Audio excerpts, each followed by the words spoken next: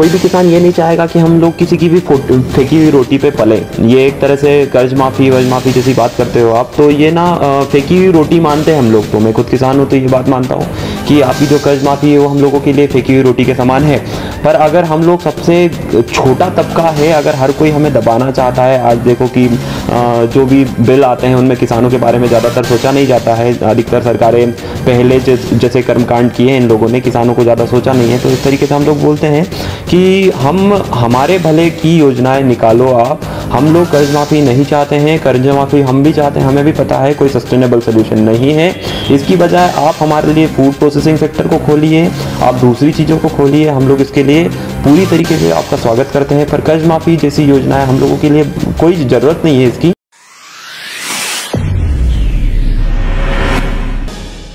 नमस्कार दोस्तों, मैं हूं पूर्णा सिंह और मैं triple.com पे आप सभी का स्वागत करती हूं। आज हमारे खास एपिसोड में शान किसान में हमारे साथ कृषि महाविद्यालय के कुछ दोस्त आए हैं हमारे, जिनसे मैं आपको परिचय कराना चाहूँगी। पुष्पांजलि शुक्ला, आकाश कुशवाहा, रोहित करोड़े एंड अनिल मालवीय। तो हमारा जो टॉपिक है आज का, जिस पे हम आपके साथ बात करने जा रहे हैं, जैसे कि हम जानते हैं कि हमारे इंडिया जो है एग्रीकल्चरल लैंड है, तो जैसे कि आप लोग उसी फील्ड में ही पढ़ाई कर रहे हैं। यस। तो हम ये जानना चाहेंगे कि आगे चल के क्या आप लोग इसी फील्ड में अपना फ्यूचर डेवलप कर मतलब बनाएंगे, मतलब आगे बढ़ेंगे, और इस फील्ड को हम किस तरीके से और डेवलप कर सकते हैं। तो इस बारे में मैं आज जानना चाहूँगी और आप सबसे इस बारे में क्वेश्चन करना चाहूँगी। तो सबसे पहले मेरा क्वेश्चन ये है आपसे अनिल सर कि 1947 से लेकर के 2019 तक आप इस एग्रीकल्चर के फील्ड में आप क्या चेंजेस देखते हैं?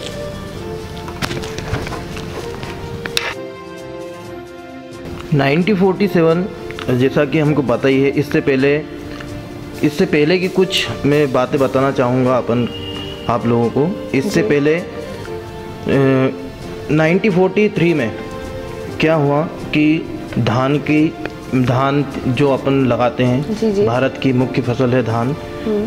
लगभग आधे देश में आधी जनसंख्या धान ही मतलब खाती है, राइस चावल जिनको हम बोलते हैं जी। 1943 में उसमें एक बीमारी लगी जिसके कारण पश्चिम बंगाल में भूखमरी आ गई जी। तो उस टाइम अंग्रेज़ों का शासन चल रहा था, तो उन्होंने जो पूरी खेती को मतलब खाद्यान्न फसलों से ना रखते हुए सिर्फ नील की खेती करवाते थे वो, या फिर उनके हिसाब से जो भी चलता था वो उस प्रकार की खेती एक ही प्रकार की खेती करवाते थे। 1947 में हम आज़ाद हुए, पर तब भी मतलब इतना कोई ज़्यादा प्रोडक्शन नहीं था हमारे पास। और जब जैसे जैसे हमारा संविधान बना 1950 में हम पहुँचे। 1950 में बहुत शानदार मतलब अपने यहाँ खेती होने लगी धीरे धीरे, और इस प्रकार जीडीपी में योगदान 1950-51 में 56% था उस समय। जीडीपी जैसा कि सब जानते ही हैं। 57 मतलब कि पूरी की पूरी जो बैकबोन थी वो सिर्फ कृषि थी। इसके बाद धीरे धीरे विकास होता गया, बढ़ता गया। फिर वैज्ञानिकों ने देखा कि हमारे यहाँ पे प्रोडक्शन क्यों नहीं हो रहा, क्योंकि जनसंख्या बढ़ रही थी, खाद्यान्न की कमी हो रही थी। ऐसे जब साइंटिस्ट ने काम करना चालू किया तो एनी बोरलाग, एक जो कि जापान के वैज्ञानिक थे, उन्होंने गेहूं की और धान की किस्मों पर रिसर्च करना चालू किया। उससे पहले अपने यहाँ थोड़ी जंगली प्रजाति के धान और गेहूं लगाए जाते थे। वो उनका प्रोडक्शन ज़्यादा नहीं होता था, हालांकि वो लंबे हुआ करते थे, पर उनका जितना उत्पादन होना था जिससे कि भारत की जो बढ़ती हुई जनसंख्या का पालन किया जा सके, उनका पेट भरा जा सके, इतना उत्पादन नहीं हो रहा था। तो एनी बोरलाग थे, नॉर्मल ई बोरलाग, जापान के वैज्ञानिक, उन्होंने उस पर रिसर्च की और उसमें एक बोनी किस्म का जीन डाला जिससे कि उसकी जो हाइट है वो कम हो गई और उत्पादन बढ़ने लगा। वही कंसेप्ट हमारे यहाँ पर आया 1965-66 में, जब डॉक्टर स्वामीनाथन एक जो कि गेहूं की प्रजाति पर रिसर्च कर रहे थे, उन्होंने गेहूं और चावल में वो जीन शिफ्ट का, और पहली बार अमेरिका से अपने यहाँ पर IR8 और जया किस्म लाई गई चावल की, और लार्मा रोजो 64 और हाँ लार्मा रोजो और सोनारा 64, ये गेहूं की किस्म लाई। जब इनको भारत में इंट्रोड्यूस किया गया 1964-65 की बात है, तो इन्होंने इतना उत्पादन दिया कि वहाँ पे जैसा उन अनुमान लगाकर वो यहाँ पर लाए थे कि इतना उत्पादन देगी, उससे भी उन्होंने 1.5 गुना उत्पादन दिया। और वो जो समय था उसको हरित क्रांति का संज्ञा दी गई और उसे ही हरित क्रांति कहा गया। तो 1965 से लेके अब तक फिर लगातार इन पे रिसर्च होती आ रही है और प्रोडक्शन बढ़ता जा रहा है। हालांकि सिर्फ कमी इस बात की है कि अब जो जीडीपी में योगदान है वो अब योगदान घटता जा रहा है। 1950-51 में 56% था और अब वो घटकर 2017-18 में मात्र 17.25% रह गया है। तो बदलाव हुआ है, टेक्नोलॉजी बहुत सारी विकसित हुई है। पहले लोग फ्लड इरिगेशन करते थे, पूरा पानी बहा देते थे। अब ड्रिप इरिगेशन, स्प्रिंकलर, बहुत सारी इरिगेशन की मेथड आई हैं जिससे कि जो पानी है जो बर्बाद हो जाता था उसका मतलब एक एक बूंद का आप उपयोग कर सकते हैं फसलों के उत्पादन के लिए। साथ ही दूसरी बात हुई, नई नई टेक्नोलॉजी में मशीनरी आई है। जो काम पहले बैलों के द्वारा किया जाता था अब ट्रैक्टर, रोटावेटर और बहुत सारी मशीनें आई हैं। तो आधुनिकीकरण हुआ है और काफ़ी अच्छा है। जैसे कि अनिल जी आपसे बात हुई, आपने बताया कि इतने 1947 से लेकर के 2019 तक चेंजेस जो भी आए हैं उसके बाद भी किसानों की हालत वही रही है, कुछ ज़्यादा चेंजेस नहीं आए। आपकी बातों से मुझे ये समझ आता है। तो मैं बाकी आप लोग से भी पूछना चाहूँगी, आप लोग को क्या लगता है कि क्या चेंजेस आए हैं? क्या आप बता सकते हैं आप में से कोई? 1947 जब हमारे देश का प्रोडक्शन बिलो 100 मिलियन टन था, देन फिर हमारी पॉपुलेशन आफ्टर इंडिपेंडेंस मतलब एकदम तेज़ी से बढ़ने लगी। तो उस समय हमारे देश को ज़रूरत थी प्रोडक्शन की। देन हरित क्रांति आई जैसा अनिल ने बताया, तो फिर हरित क्रांति से प्रोडक्शन बढ़ा। मतलब प्रोडक्शन हमारा इंक्रीजिंग वे में बढ़ रहा है। मतलब 1947 से 2019 तक हमारा प्रोडक्शन बढ़ते जा रहा है। आज हमारा प्रोडक्शन 278 मिलियन टन के पास पहुंच चुका है। लेकिन फिर भी जो हर चीज़ के पॉजिटिव और नेगेटिव इम्पैक्ट होते हैं, तो पॉजिटिव इम्पैक्ट में जो प्रोडक्शन है वो बढ़ा है, टेक्नोलॉजीज डेवलप हुई है, जो क्रॉप को जो न्यू वैरायटीज़ आई है वो आई है, इनपुट मार्केट एक्सपेंस हुआ है। पहले फार्मर्स के पास इनपुट नहीं थे, इरिगेशन के साधन नहीं थे, आज मार्केट फैला है, मतलब किसान को ईजिली अवेलेबल हो जाते हैं इनपुट। देन जो नेगेटिव इम्पैक्ट है कि जो सॉइल हेल्थ है वो डिटोरिएट होते जा रही है, उसमें ह्रास होते जा रहा है, वो मतलब उतनी अच्छी नहीं रही है। और जो एक्सेसिव यूज़ ऑफ फर्टिलाइजर्स है उसके कारण पोल्यूशन बढ़ रहा है।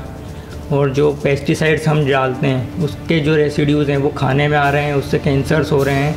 तो that is the negative impact जो कि 1947 में बिल्कुल नहीं थे। नाउ 2019 में ये दिखने लगे हैं। और मेन बात है जो किसान की हालत है, कंडीशंस हैं, दे आर सेम जो 1947 में थी वो 2019 में भी है।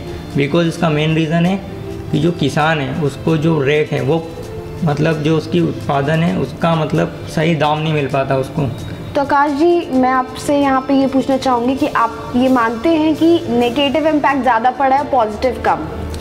No ma'am, both are the balance. बाकी नेगेटिव इन द सेंस जो किसान की कंडीशन है वो वैसी की वैसी है। कंडीशन तो वैसी की वैसी हाँ, है। मतलब कंडीशन को बेटर होता तो ज़्यादा अच्छा रहता। तो इसी से रिलेटेड मैं आपसे पूछना चाहूँगी कि इसका आखिर में जिम्मेदार है कौन? मतलब कौन रिस्पॉन्सिबल है, या खुद किसान या गवर्नमेंट की पॉलिसीज़ जो उन्होंने बनाई है, मतलब कौन है इसका मेन रिस्पॉन्सिबल? मेरे अनुसार इनका रिस्पॉन्सिबल ये तीनों हैं, सरकार, उनकी पॉलिसीज़ और किसान खुद। सरकार इसलिए क्योंकि सरकार पॉलिसियाँ, नीतियाँ बनाती है, इसलिए दैट वाज सरकार इज़ रिस्पॉन्सिबल। नीतियों में सरकार जो चीज़ों को ऐड करना है जिससे किसान का भला हो वो नहीं ऐड करती। जैसे कि अभी समर्थन मूल्य की बात चल रही है, स्वामीनाथन जो एक मतलब रिपोर्ट थी उसको मान लिया, उसमें कहा था कि समर्थन मूल्य का मतलब 1.5% देंगे हम। तो मतलब उसमें मतलब अभी मतलब देश में ओनली 6% जो फार्मर्स हैं उन्हीं को समर्थन मूल्य का मतलब रेट मिलता है, बाकी जो 94% है उनको नहीं मिलता है। मतलब ऐसी पॉलिसी बनाना चाहिए गवर्नमेंट को कि अगर जो मतलब 100% जो देश का किसान है उसको उस 1.5% समर्थन मूल्य पर उनका प्रोड्यूस बिके, उससे कम पर नहीं बिके। लेकिन ऐसी पॉलिसी नहीं है। मार्केट में आज किसान मजबूर है, क्योंकि उसकी मजबूरी है कि उसको पैसे चाहिए, तो वह अपने दाम, अपने जो प्रोड्यूस है उसको कम कीमत पर बेचने के लिए मजबूर है। तो यहाँ पॉलिसी जिम्मेदार है और किसान खुद, क्योंकि किसान जो है उनमें यूनिटी नहीं है। क्योंकि आज देश में देखा जाए तो 65 से 70% फार्मर्स हैं। तो मतलब अगर वो एकजुट हो जाए तो वो मतलब काफ़ी कुछ कर सकते हैं। जैसे कि आपने बताया कि यूनिटी नहीं है फार्मर्स के बीच में, तो किसान के पास इतना पावर ही नहीं है कि वो डायरेक्टली कैसे मतलब अपनी बातें मतलब गवर्नमेंट तक पहुंचाए। अगर बोलते भी हैं तो गवर्नमेंट इग्नोर कर देती है या कुछ अपने तरीके से हैंडल करती है। तो किसान कैसे खुद जिम्मेदार है, मतलब एग्जैक्टली क्या आप उसको इलैबोरेट करेंगे? मतलब मैम ऐसा कि जो किसान है उनको अपना एक संगठन बनाना चाहिए और वो मतलब एक नेशनल लेवल पर होना चाहिए। मतलब एक पूरी कम्युनिटी फार्मर्स की बनानी चाहिए। जो मतलब इंडिया में मतलब 65 से 70 या मोर देन 70% फार्मर्स हैं। मतलब कि अगर पूरे भारत में 100 लोग हैं तो 70 लोग उसमें से खेती करते हैं। तो मतलब किसान एक बहुत बड़ी यूनिटी है, वो अपनी यूनिटी को जानता नहीं है। अगर वो एकजुट हो जाए तो गवर्नमेंट को उनकी बात मानना पड़े और जो वो चाहता है उसके हक के लिए वैसी नीतियाँ बनने किसान में कोई भी दिक्कत नहीं। अपने लिए स्टेप नहीं लेता है, तो इसलिए किसान भी रिस्पॉन्सिबल है। जी।